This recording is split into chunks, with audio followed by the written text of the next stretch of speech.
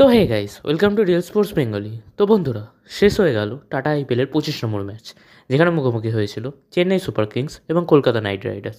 এই ম্যাচের সবথেকে গুরুত্বপূর্ণ জিনিস ছিল ঋতুরাজ গায়কোয়াড় ইনজিওর্ড হয়ে যাওয়ার জন্য টানা 683 দিন পর আবার অ্যাজ আ ক্যাপ্টেন ফিরল মহেন্দ্র সিং ধোনি। সবাই ভাবছিল ধোনি ফেরার ফলে সিএসকে আবার পরপর 4টি ম্যাচ হারার পর আবার জয়ের রাস্তায় ফিরতে চলেছে, কিন্তু হলো ঠিক তার অপোজিট। যেখানে কেকেআর সিএসকেকে গিফট করলো তাদের পরপর 5 নম্বর হার এবং তাদের ফার্স্ট ইনিংসে ব্যাট করার পর সেকেন্ড ইনিংসে বল হিসাবে সবথেকে বড় হার। এবার যদি আমরা ম্যাচে আসি, তো আমাদের প্রিভিউ ভিডিওটা অনুসারে কেকেআরে হয়েছিল মাত্র একটি চেঞ্জ, যেখানে স্পেন্সার জনসনের বদলে খেলতে এসেছিল মঈন আলী, এবং আবারও দেখা গেল মঈন আলী এফেক্ট। এবার আপনারা বলতেই পারেন মঈন আলী এফেক্ট কারণ মঈন আলী তো ম্যাচে তেমন কিছু করেনি, নিয়েছে মাত্র একটি উইকেট। ম্যাচে সবথেকে ভালো খেলেছে সুনীল নারিন, যেখানে নিজে 3টে উইকেট এবং ব্যাট হাতেও করেছে 44 রান। আমি মঈন আলী এফেক্ট বলছি এই কারণে, কারণ আপনারা কি এই জিনিসটা লক্ষ্য করেছেন যে মঈন আলী এখনও অবধি কেকেআরের হয়ে খেলেছে 3টে ম্যাচ এবং কেকেআর সেই 3টের মধ্যে 3টে ম্যাচই জিতেছে। মঈন আলী এমন একটা ম্যাচ গেছে হায়দ্রাবাদের সাথে, যে ম্যাচে মঈন আলী ব্যাট হাতে বল হাতে কিছুই করেনি, তবুও কেকেআর সেই ম্যাচটিও জিতে গিয়েছিল। তাই আমি বললাম মঈন আলী এফেক্ট আবারও দেখা গেল। এই ম্যাচে কেকেআর টসে জিতে বোলিং নেয় এবং কেকেআর বোলিংয়ে শুরুটা বেশ ভালোই করে, যেখানে মাত্র 16 রানের মাথায় মঈন আলী নেয় কেকেআর হয়ে প্রথম উইকেট। ডেভিন কনওয়েকে এলবিডব্লিউ বোল্ড হিসাবে আউট করে এবং এই সিএসকে প্রথম পাওয়ার প্লেতে খুব বেশি রান করতে পারে না। প্রথম পাওয়ার প্লে শেষে সিএসকে রান হয় মাত্র 31 রানে 2 উইকেট। এরপর কেকেআর স্পিনারদের খুব ভালো বোলিংয়ে সিএসকে অল আউট হয়ে যায় মাত্র অল আউট হয় না, 103 রানে 9 উইকেটে হারিয়ে শেষ করে তাদের 20 ওভারে প্রথম ব্যাটিং, যেখানে হাইয়েস্ট রান করে শিবম দুবে, যেটি করে 31, এবং অন্যদিকে বিজয় শঙ্কর করে 29 রান। একটা জিনিস কি আপনারা দেখেছেন, বিজয় শঙ্কর এবারে রান করতে না পারলেও তার লাকটা চলছে বেশ ভালোই, কারণ দিল্লির সাথে সে অনেক আস্তে আস্তে 50 রান করে, তবুও সেই ম্যাচে তার প্রায় 3 থেকে 4টে ক্যাচ মিস হয়েছিল। আজকে কেকেআরের ম্যাচটা তো মিস হয়ে গেল খুব সোজা 2টো ক্যাচ। একটি করে যখন সে 0 রানে ব্যাট করছিল, সেই ক্যাচটি মিস করে সুনীল নারিন, এবং তারপর ভেঙ্কটেশ আয়ারও একেবারে সামনে বলটি ক্যাচ মিস করে দেয়। সেগুলো সত্যি কথা বলতে একেবারে সহজ ক্যাচ ছিল, তাও সেই ক্যাচগুলো মিস করে দেয়। এবং এই ম্যাচে আরেকটি কন্ট্রোভার্সিয়াল ডিসিশন হয়, যেখানে সুনীল নারিনের বলে এলবিডব্লিউতে আউট হয় মহেন্দ্র সিং ধোনি এবং ধোনি নেয় ডিআরএস, এবং ডিআরএসে দেখা যায় ধোনির ব্যাটে হালকা মনে হচ্ছিল বলটা আল্টায় যে দেখাচ্ছে যে টাচ হয়েছে, কিন্তু আম্পায়ার সেই ডিসিশনটাকে আউট দেয়। এটা একটি কন্ট্রোভার্সিয়াল ডিসিশন, তবে আপনারাই বলুন খুব একটি কি পরিবর্তন হতো ম্যাচটা যদি ধোনিকে তখন নট আউটও দেওয়া হতো? খুব একটি কি ম্যাচের পরিবর্তন হতো? এটা আপনারা অবশ্যই কমেন্টে জানাবেন, কারণ আমার তো মনে হয় না যে সেখান থেকে আর খুব বেশি পরিবর্তন হতে পারলো। খুব বেশি হলে 140 অবধি শেষকে রান যেতে পারতো। কেকেআরের বোলিংয়ের দিকে দেখলে সবথেকে বেশি উইকেট নেয় সুনীল নারিন, যিনি নেয় 3টে উইকেট।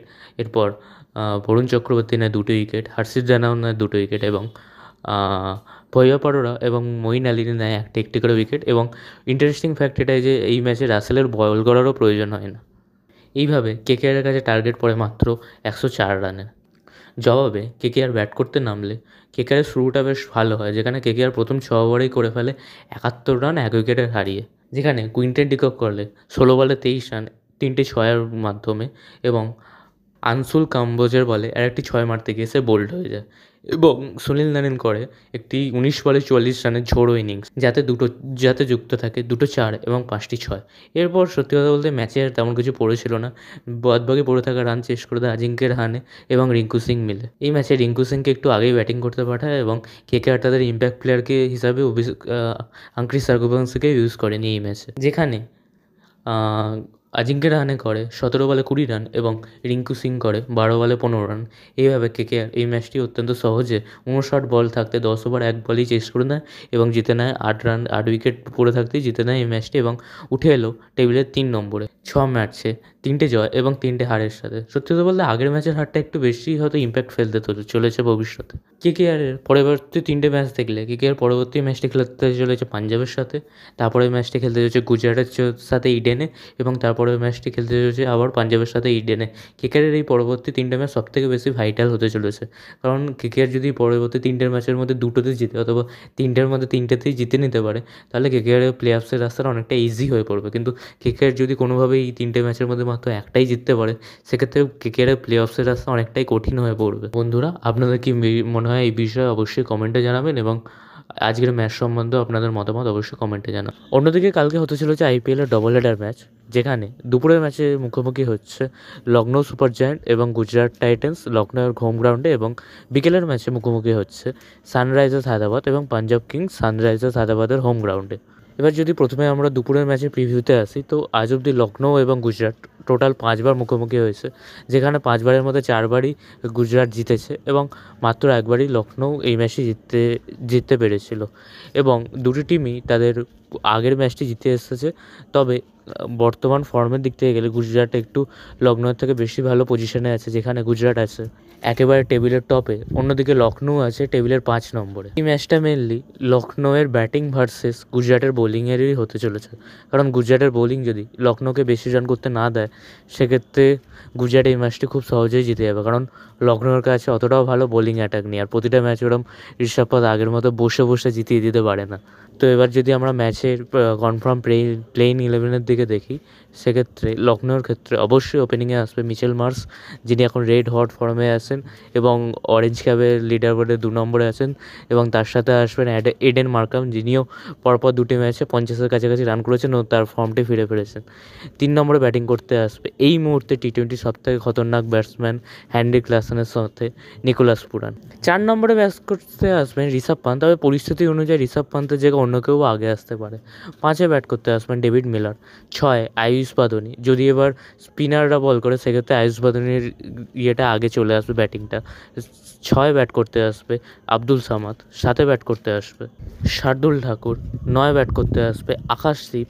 10-এ ব্যাট করতে আসবে আভেশ খান, এবং 11-এ ব্যাট করতে আসবে অবশ্যই দিগ্বেশ রাঠি, এবং ইম্প্যাক্ট প্লেয়ার হিসাবে অবশ্যই রবি বিষ্ণোই। অবশ্য প্রিন্স যাদবেরও একটা অপশান আছে, তবে পিচ অনুযায়ী রবি বিষ্ণোইয়ের আসার চান্সটাই বেশি আছে। অন্যদিকে গুজরাটের প্লেইং 11-এর দিকে দেখলে গুজরাটের হয়ে ওপেনিং করতে আসবে অবশ্যই শুভমান গিল এবং সাই সুদর্শন। দুজনের মধ্যে একজন প্রতিটা ম্যাচে অন্তত রান বানাচ্ছেই, মানে আজকে যদি শুভমান গিল চলে তো সাই সুদর্শন পরের ম্যাচে চলছে, এইভাবে রান করছে তারা।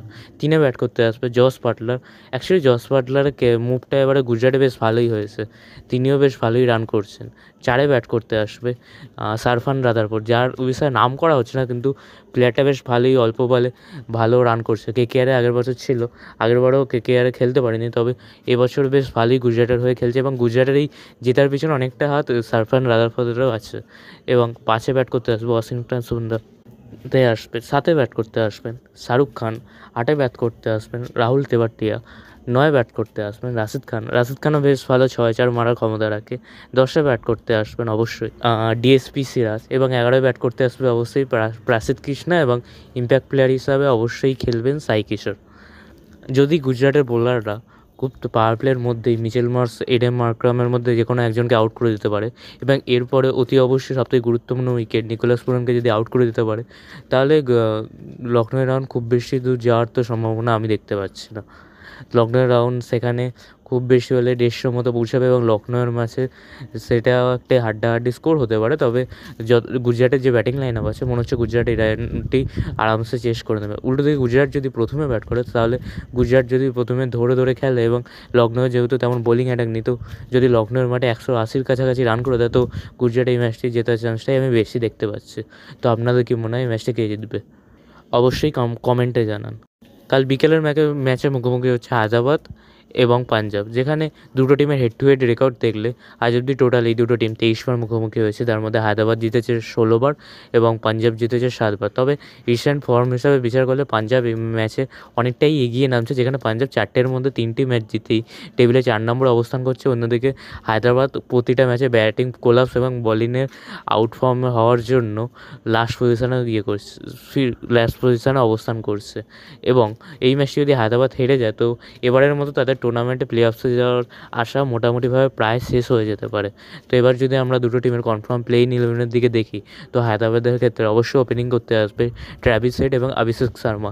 এই দুটো জোড়ি যদি চলে যায়, তো টিমের স্কোর বেশ ভালো দূরেই এগোতে পারে, কিন্তু প্রথম ম্যাচটা ছাড়া এই দুটো প্লেয়ারের মধ্যে তেমন কম্বিনেশনও ভালো হয়নি, ও দুজনেই খুব তাড়াতাড়ি আউট হয়ে গেছে। 3-এ খেলতে আসবে অবশ্যই ঈশান কিষান, যিনিও ফার্স্ট ম্যাচে 100 করেছিল, তারপর থেকে আর তেমন ভালো ফর্মেই দেখা যায়নি। 0, 2, 4 এইরকমই স্কোর করেছে এবং 4-এ ব্যাট করতে আসবে নীতিশ কুমার রেড্ডি। অ্যাকচুয়ালি ইন্ডিয়া অস্ট্রেলিয়ার বিজিটিতে যে 100 করার পর নীতিশ কুমার রেড্ডির ফর্মে অনেকটা ডিপ এসেছে, যেখানে সেবারে অত ভালো খেলার পর এবারের আইপিএলে তাকে অতটা ভালো ফর্মে পাওয়া যাচ্ছে না। এরপর 5-এ ব্যাট করতে আসবে এসআরএইচের হয়ে আরেকজন টি-20 সবথেকে খতরনাক ব্যাটসম্যান, যিনি হচ্ছেন হেনরি ক্লাসেন। 6-এ ব্যাট করতে আসবেন অনিকেত বার্মা, যিনিও ভালো 6-4 মারছেন। 7-এ ব্যাট করতে আসবে কামিন্দু মেন্ডিস এবং 8-এ ব্যাট করতে আসবে অবশ্যই দ্য ক্যাপ্টেন প্যাট কামিন্স। 9-এ ব্যাট করতে আসবে হর্ষাল প্যাটেল, যদিও তিনি আগের ম্যাচটি মিস করেছেন, তো যতদূর সম্ভব তিনি এই ম্যাচটি খেলতে চলেছেন। এবং 10-এ ব্যাট করতে আসবে অবশ্যই মোহাম্মদ শামি। 11-তে ব্যাট করতে আসবে অবশ্যই জয়দেব উনাডকাট। সত্যি কথা বলতে হায়দ্রাবাদের কাছে একটি স্বপ্নের ব্যাটিং লাইন আপ আছে, যে ব্যাটিং লাইন আপ থেকে সিজনের শুরুতে মনে হচ্ছিলো যে এই ব্যাটিং লাইন আপটা এবারে 300 টপকাবেই, কিন্তু এবারের আইপিএলটাই এরমভাবে এসে গেছে যে আইপিএলে আবার আগের মতো 160-70 রানও ডিফেন্ড করে নিচ্ছে টিমেরা, এবং উল্টো দিকে আবার 200 রান করেও টিমেরা হেরে যাচ্ছে। তো এই আইপিএলটা অ্যাকচুয়ালি আগেরবারের মতো না হয় তার আগেরবারের সিজনগুলোর মতো হচ্ছে। অন্যদিকে পাঞ্জাবের টিমের দিকে লক্ষ্য করলে পাঞ্জাবের হয়ে অবশ্যই ওপেনিং করতে আসবে প্রাভসিমরন সিং এবং প্রিয়াঙ্ক সারিয়া আগের ম্যাচে 100 করে আসছে। এরপর 3-এ ব্যাট করতে আসবে অবশ্যই ক্যাপ্টেন শ্রেয়াস আইয়ার ভালো ফর্মে থাকলেও লাস্ট দুটো ম্যাচে বলতে গেলে উইকেটটা এক প্রকার দিয়েই এসেছে, নয়তো শ্রেয়াস আইয়ার যে ফর্মে আছে নিজে না চাইলে মনে হচ্ছে যেন আউটই হবেন না। এরপর 4-এ ব্যাট করতে আসবেন অবশ্যই মার্কেস স্টোয়নিস এই সিজনটা অতটা ভালো না গেলেও কালকে মার্কেস স্টোয়নিস রান করতেই পারে। এবং 5-এ ব্যাট করতে আসবে নেহাল ওয়াধেরা, যে ভালো রান করছে এবং ভালো ফর্মেও আছে।